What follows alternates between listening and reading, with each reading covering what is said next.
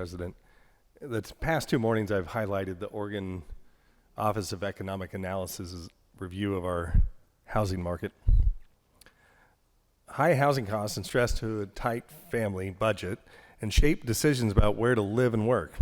In Oregon, high housing costs are a source of absolute interest to Oregonians, young and old.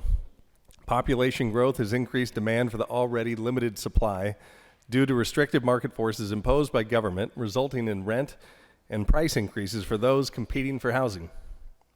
Supply chain challenges, increased labor costs, lack of labor force, lack of available lands, the cost of money, and policy by the state of Oregon that has left landlords unable to collect rent leaves zero incentive to build multifamily units that are absolutely necessary if we're going to hit the targets that we've identified as aspirational goals. The governor has called out 36,000 new units. I don't know how we're going to get there under these circumstances. I'm curious if this bill is a solution. Where does it address the market forces that are driving up costs?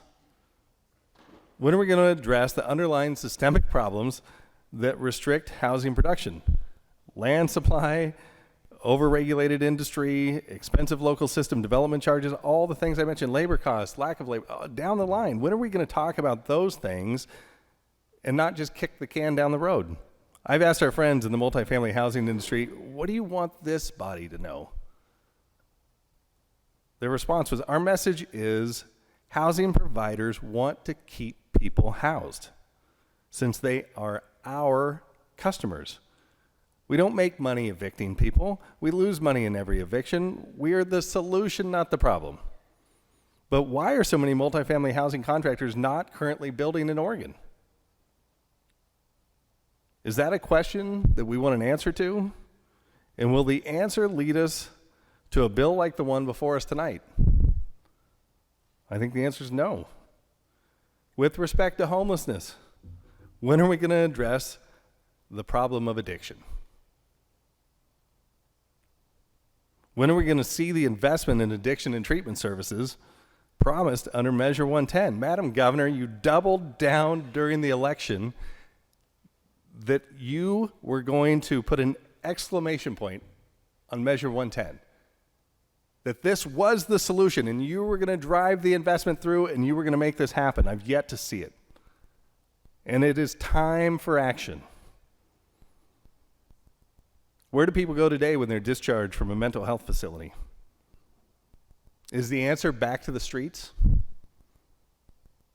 How does this bill solve that problem other than throw some short-term expenditure at it?